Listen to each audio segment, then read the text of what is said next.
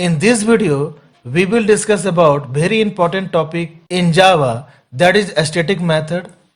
ये C++ के लिए भी और जावा के लिए दोनों के लिए बहुत ही इंपॉर्टेंट है। सबसे पहले हम लोग देखेंगे कैन कंस्ट्रक्टर बी स्टैटिक, फिर हम लोग देखेंगे can static method access instance variable, then after हम लोग देखेंगे can static method access member method of class. तो स्टूडेंट ये क्वेश्चन बहुत ही इंपॉर्टेंट है C++ में, जावा में एंड पाइथन में भी। तो इस क्वेश्चन के आंसर के लिए please watch this video till the end. तो यहाँ क्लास A डिजाइन किया जा रहा है और इसके इनसाइड डिफॉल्ट कंस्ट्रक्टर बनाया जा रहा है, और ये जो कंस्ट्रक्टर है ये स्टैटिक नहीं है। इसके इनसाइड लिखा जा रहा है ए कंस्ट्रक्टर। फिर टेस्ट क्लास के इनसाइड मेन मेथड डिफाइन किया जा रहा है। मेन मेथड में एक क्लास का ऑब्जेक्ट क्रिएट किया जा रहा है। तो जावा में जब भी ऑब्जेक्ट क्रिएट किया जाता है तो with the help of new operator किया जाता है। और कंस्ट्रक्टर के बारे में हम लोग जानते हैं कि कंस्ट्रक्टर जो है ये स्पेशल फंक्शन है which called implicitly automatically whenever the object is created. तो ऑब्जेक्ट जब क्रिएट होगा तो ये डिफॉल्ट कंस्ट्रक्टर के हेल्प से क्रिएट होगा, और डिफॉल्ट कंस्ट्रक्टर में हमें आउटपुट मिलेगा ए कंस्ट्रक्टर। तो चलिए इस प्रोग्राम को पहले कंपाइल करते हैं। देखिए यहाँ कंपाइलेशन सक्सेसफुली हो चुका है। अब जावा इंटरप्रेटर के हेल्प से इसे रन करते हैं। तो देखिए यहाँ पर आउटपुट हमें मिल रहा है ए कंस्ट्रक्टर। अब हम लोग देखते हैं कि कैन कंस्ट्रक्टर बी स्टैटिक। तो यहाँ पर कंस्ट्रक्टर मेथड जो है इसे स्टैटिक बनाने से क्या होगा। तो चलिए इस प्रोग्राम को पहले सेव करते हैं, फिर से कंपाइल करते हैं। तो देखिए हमें यहाँ पर कंपाइल टाइम में ही एरर मिल रहा है, और यहाँ लिखा जा रहा है modifier static not allowed here, यानी कि कंस्ट्रक्टर जो है ये स्टैटिक नहीं हो सकता है, क्योंकि स्टैटिक मेथड जो है ये क्लास का मेथड है, ऑब्जेक्ट का नहीं है। और कंस्ट्रक्टर जो है ये ऑब्जेक्ट का मेथड है और ये बाउंड मेथड है। कंस्ट्रक्टर जो है सेपरेटली ईच ऑब्जेक्ट के लिए कॉल होगा, इसीलिए कंस्ट्रक्टर जो है ये स्टैटिक नहीं हो सकता है।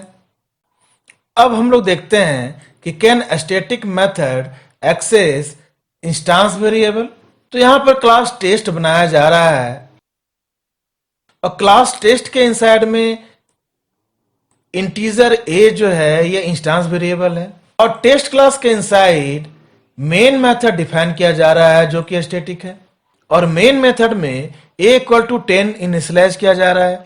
फिर यहां लिखा जा रहा है a++, और यहां पर a का वैल्यू को देखा जा रहा है।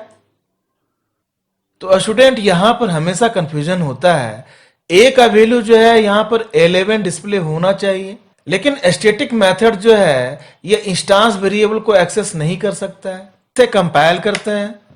तो यहां पर कंपाइल टाइम एरर हमें मिल रहा है, और यहां लिखा जा रहा है non static variable can not be referenced from a static context, यानी कि स्टैटिक मेथड जो है ये इंस्टेंस वेरिएबल को एक्सेस नहीं कर सकता है। जावा में मेन मेथड जो है ये स्टैटिक है, और स्टैटिक मेथड जो है ये इंस्टेंस वेरिएबल को एक्सेस नहीं कर सकता है, इसीलिए a इक्वल टू 10 a++, और यहां पर a को डिस्प्ले जब कर रहे हैं तो हमें एरर मिल रहा है।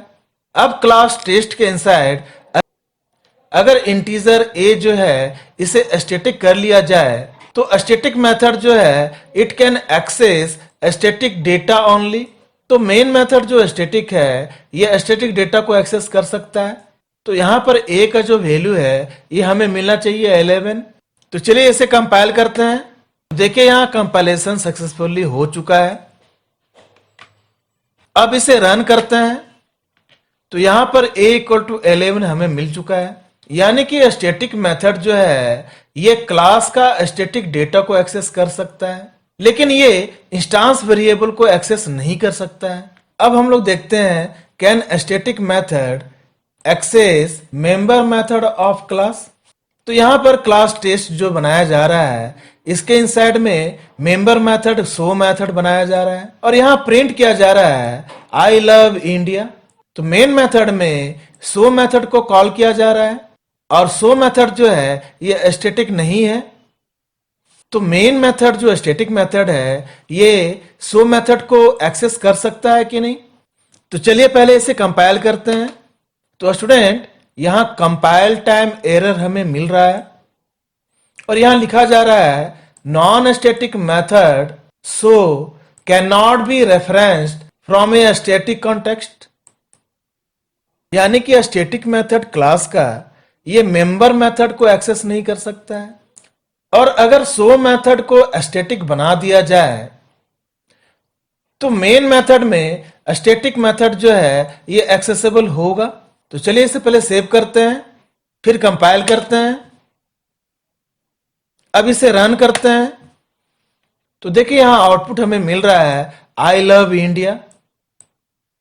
हमें उम्मीद है कि आपको यह बात समझ में आ गया होगा कि स्टैटिक मेथड जो है ये किस तरह से काम करता है। अगर आप इस वीडियो के हेल्प से मशीन में इसे इंप्लीमेंट करते हैं तो कमेंट सेक्शन में जरूर कमेंट कीजिएगा, क्योंकि आपका कमेंट जो है ये हमें मोटिवेट करता है। इसी के साथ मैं वीडियो को एंड कर रहा हूं। Thank you for watching my video.